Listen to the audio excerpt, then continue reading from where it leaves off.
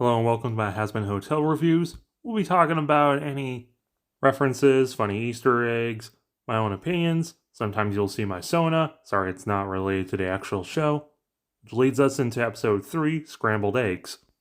In it, Serpentius has to give up his egg boys. The sinners have to work well together. Meanwhile, the overlords are having a meeting about the dead angel.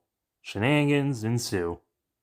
The episode's title may or may not be a reference to the Frasier theme song. I know Ashley Nichols likes it. But, it's obviously the Egg Boys. It's been a week since the last episode. This is kind of the longest we've seen Razzle Dazzle since even the pilot. Serpentius built a thing using parts from Camilla Carmine, who was referenced in the last episode. The purple female doesn't like Serpentius' supervillainy, so makes him give up the Egg Boys. The shot of Alistair eating a dead deer is a reference to some of the oldest art of Alistair back to 2017. Wild. Today's Sinner's lesson is trust, so you're going to do a trust fall. I don't want to live without my minions. Nobody catch me. Damn it. Sometimes I kill mother bugs in front of their children as a warning to others. Yay, pain! This might not be the best. I like the detail that we can both still see and hear Niffty jumping and falling. Egg Boys go with Alistair. Name meet Zestial, who's an overlord we did see in the pilot. He's played by the same guy who plays Tex and Osmosius, speaking in early modern English, which is kind of weird but also makes sense because of course there would be sinners from that long ago still alive in hell. The two shoot the shit and Alistair is clearly hiding why he was gone for 7 years. This cactus cowboy sinner was seen in the pilot. Alistair still messes with camera. We have names? When the Egg Boys accidentally gets caught in the meeting between the overlords, there's Rosie, who was in the pilot and will probably be important later. Alistair.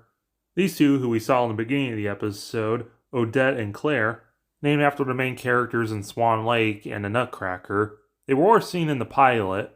Odette looks basically the same with new glasses and a haircut, and Claire looks radically different.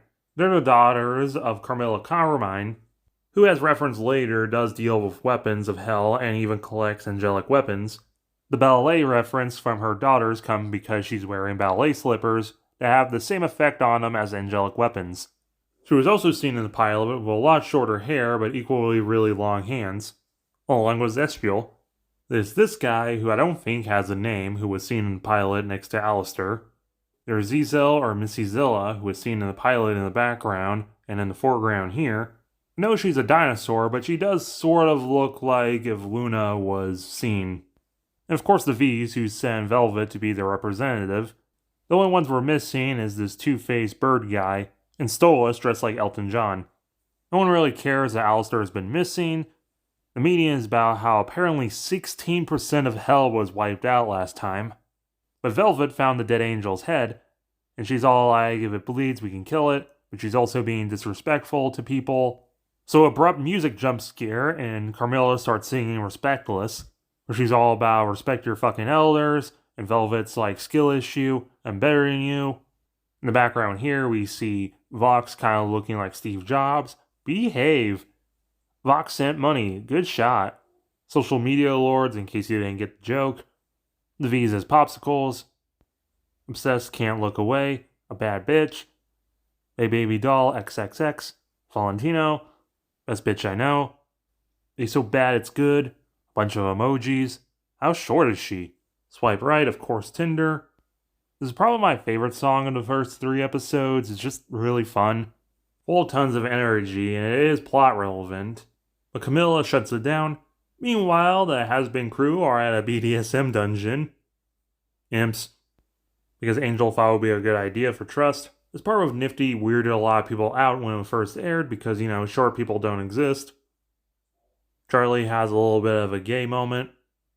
So Plan C, Vaggie tosses everyone into a war zone. Between the Cactus Cowboy, 2 imps that kind of look like Blitz and Moxie, and this other sinner, who we also saw in that one shot from the pilot from earlier, his name is Hatchet. He's like an old character, like really old, like Zoophobia old. His hair has changed a little because originally it looked just like Alistair's. He can also turn into a dragon. I like the background detail that Niffty wants uppies, but she doesn't get it, so she has to toss herself off by herself. But Vaggie feels a little upset that she's been messing up today, as we hear the others in the background. I'm supposed to make your dreams a reality. I'm supposed to protect you. I'm supposed to never fail you. I blame you for this, you crazy bitch! The conflict with Vaggie feels a little out of nowhere, and forced for the sake of conflict. And the stuff with the others, they talk about it later in a kind of, man, wasn't that crazy way, which makes it feel a little cheap that we didn't see it because, you know, Amazon doesn't have all the money in the world. We get another song, Whatever It Takes, starting with Carmilla, where it's revealed that she was the one who killed the angels. She did it to protect her daughters, and she wanted to keep it a secret because she doesn't want to start a war. It's performed extremely well, and I like the messaging, but it feels a little weird that a side, albeit important side character, did it.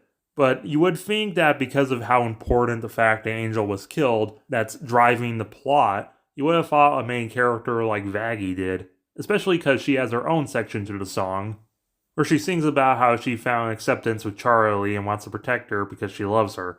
Especially with the conflict of the episode, it feels more so that she would have been the one who killed the angel. Also with her singing, I can now tell that she's played by Maribel from Encanto. It's the same actor both singing and voicing her, but it's radically different voices. But either way, the Sinners learn trust even though Husk bailed out from it.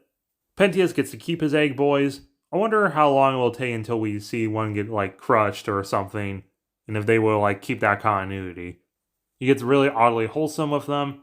Egg Boy reveals to the others about Carmilla, but Serpentius doesn't believe him. This is a really good episode. The Overlords are really cool. I love everything with Pentheus. I'm starting to really like Velvet. The songs are really good, even if they do just kind of pop out of nowhere. I do have my problems with Carmilla being the one who killed the angel, but I like her reasoning. Overall, I'll give this episode a 7. Remember to like, share, comment. If you're new here, subscribe.